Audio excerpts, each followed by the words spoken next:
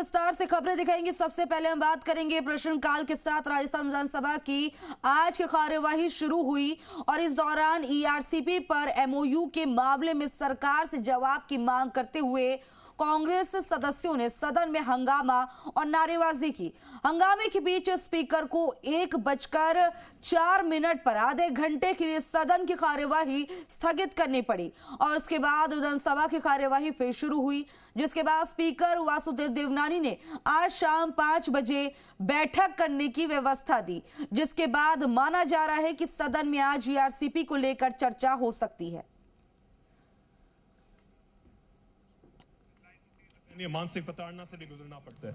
उसकी उम्मीदें और सपने उस आशियाने के साथ जलकर खाक हो जाते हैं। उसके बावजूद भी वो हार नहीं मानता है। अपने बचे एक जोड़ी कपड़े में अपनी शेष बची हिम्मत जुटाकर अपने परिवार के लिए संघर्ष पथ पर चल पड़ता है। कई महीने पटवारियों थानों के चक्कर काट कर वो अनेकों रिपोर्टें तैयार करवाता है, परंतु धोखा तो उसे तब होता है जब कई महीनों के तब के बाद उसे मात्र 41 रुपए थमा दिए जाते हैं। 2015 की गर्मियों में हमारे विधानसभा क्षेत्र के भदूरी गांव में 40 पाक विस्थापित परिवारों के कच्चे आशियाने जल गए थे। हमने तुरंत उसी दिन सरकार से 95,100 के चेक प्रत्येक परिवार को दिलाए। हमने भामेशाओं से मिलकर 17 दिनों में 40 मकान, पक्के मकान, कमरे, रसोई, लेट बाथ और बरसाती टांके बढ़ाए।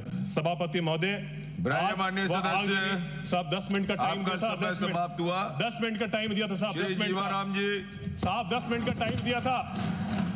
आपने 2 मिनट मांगे, 2 मिनट दिया आपको। आखिरी जोड़ी कपड़े में उसके पास ना। और इस खबर पर ज्यादा जानकारी के लिए मेरे सहयोगी शशि मोहन शर्मा हमारे साथ लाइव जुड़ गए हैं। शशि, प्रश्नकाल के साथ राजस्थान विधानसभा की आज की कार्यवाही शुरू हुई और हंगामा भी देखने को मिला। ईआरसीपी पर एमओयू हो चुका है, लेकिन इसको लेकर जो है कांग्रेस सदस्यों ने सदन में हंगामा किया, नारेबाजी की। अभी क्या कुछ देखने को मिल रहा है, किस तरह की तस्वीरें? खुशबू, अभी विधानसभा में राज्यपाल के अभिभाषण पर वाद विवाद चल रहा है। इसमें सत्ता पक्ष और विपक्ष के सदस्य भाग ले रहे हैं। निर्दलीय विधायक भी अपनी बात रख रहे हैं। हालांकि सत्ता पक्ष के जो अधिकांश विधायक हैं वो अभिभाषण के समर्थक में दिख रहे हैं और विपक्षी विरोध में दिख रहे हैं। ये एक रवायत सी है, क्योंकि पिछली सरकार को इस अभिभाषण में कोसा गया है और यही बात विपक्ष के विधायकों को खल रही है। और जहां तक प्रश्नकाल की बात है तो आज प्रश्नकाल में 2 मुद्दे बहस के थे। बिजली के ऊपर चर्चा हुई, साथ में टीएसपी एरिया के जो हॉस्टल्स हैं उनके ऊपर बातचीत हुई।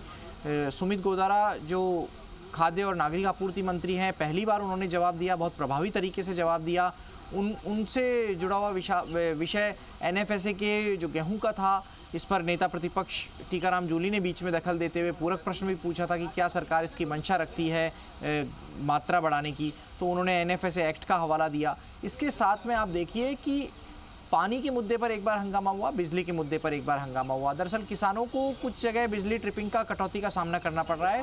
रामनिवास गावड़िया ने मुद्दा उठाया था, अघोषित कटौती की बात कही थी और इस पर हीरालाल नागर जो ऊर्जा मंत्री है उन्होंने कहा था कि पूर्ववर्ती कांग्रेस सरकार के समय बिजली विभाग की स्थिति अच्छी नहीं थी, भ्रष्टाचार भारी मात्रा में हुआ था। पुष्पेंद्र सिंह राणावत जो पूर्व ऊर्जा राज्य मंत्री रहे हैं, उन्होंने भी उनकी पैरवी की थी, उन्होंने भी हीरालाल नागर का साथ दिया। इस पर विपक्ष ने कहा कि बिजली समय पर नहीं मिल रही है और बिजली के मुद्दे पर बहस कराने की मांग की। शाम को 5 बजे स्पीकर वासुदेव देवनानी सत्ता पक्ष और विपक्ष के सदस्यों से चर्चा भी करेंगे। उसके बाद में तय होगा कि सदन में बिजली के मुद्दे पर चर्चा होगी क्या, कितनी देर की चर्चा होगी। ईआरसीपी पर टीकाराम जूली ने सरकार से जानकारी मांगी। उन्होंने कहा सदन चल रहा है और अगर इस समय एमओयू होता है तो सरकार को चाहिए कि वो सदन को जानकारी दे। इस मुद्दे पर विपक्ष के सदस्य वेल में भी आए, हंगामा भी हुआ, नारेबाजी भी हुई। इसी बीच जो 2 विधेयक थे वो ध्वनिमत से पारित कर दिए गए। राजस्थान माल और सेवा कर संशोधन विधेयक पारित कर दिया गया, जो मंत्री गजेंद्र सिंह खींवसर ने रखा था, उन्होंने ही उसको पारित कराया।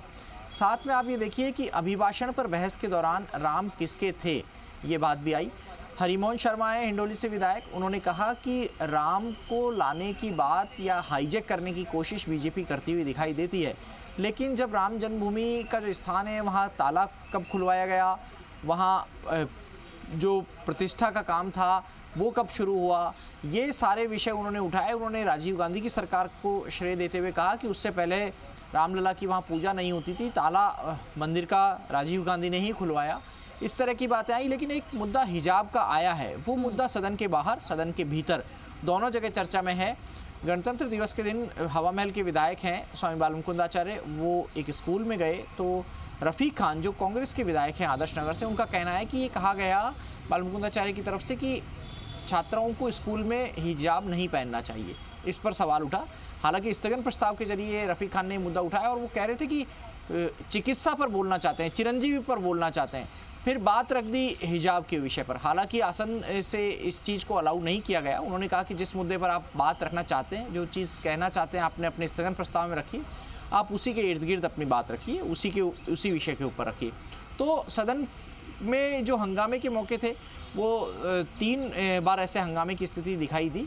हालांकि हिजाब के मुद्दे पर बहुत आंशिक रिटेलिएशन था, कोई बहुत ज़्यादा प्रतिक्रिया नहीं थी। लेकिन अब राज्यपाल के अभिभाषण पर वाद विवाद की स्थिति चल रही है। ERCP को लेकर के मुख्यमंत्री भजनलाल शर्मा जब विधानसभा पहुंचे तो परिसर में पहुंचने पर विधायकों ने उनका स्वागत किया। फिर CM के चैम्बर में विधायक पहुंचे, उनसे बात रखने के लिए, उन्हें बधाई देने के लिए उन्हें राजस्थान के भगीरथ की संज्ञा दी गई। और उसके बाद जब विधानसभा के सदन में, राजस्थान विधानसभा के सदन में भजनलाल शर्मा पहुंचे तो भी टेबल बजाकर सत्ता पक्ष के विधायकों ने उनका स्वागत किया, अभिनंदन किया।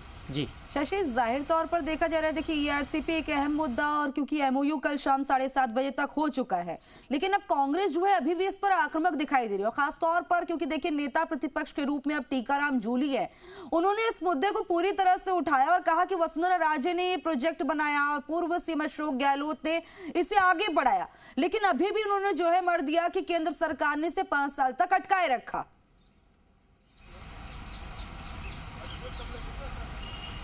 खुशबू, पिछले 5 साल में ERCP में क्या प्रगति हुई, ये बड़ा सवाल उठता है। हालांकि कांग्रेस कहती है कि 2 बांध पर काम करवाया, 1500 करोड़ से ज़्यादा का खर्चा गहलोत सरकार ने किया, लेकिन क्या राष्ट्रीय परियोजना का दर्जा इसे मिल सका और क्या राज्य सरकार इसमें सक्षम थी?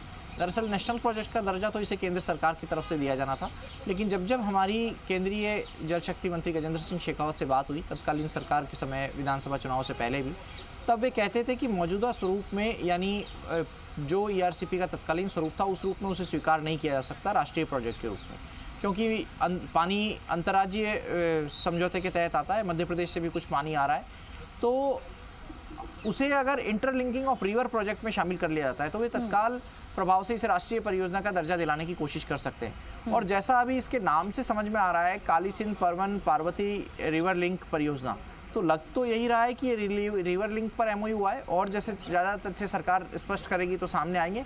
लेकिन अगर ऐसी स्थिति में भी MOU हो रहा है और उसे राष्ट्रीय परियोजना का दर्जा मिल रहा है, तो आप देखिए, एक तो पैसा बचेगा राज्य का, क्योंकि जो पहले स्थिति थी वो 60-40 के रेशो में खर्च होनी थी। 40% पैसा राज्य को देना था, 60% पैसा केंद्र देने वाला था।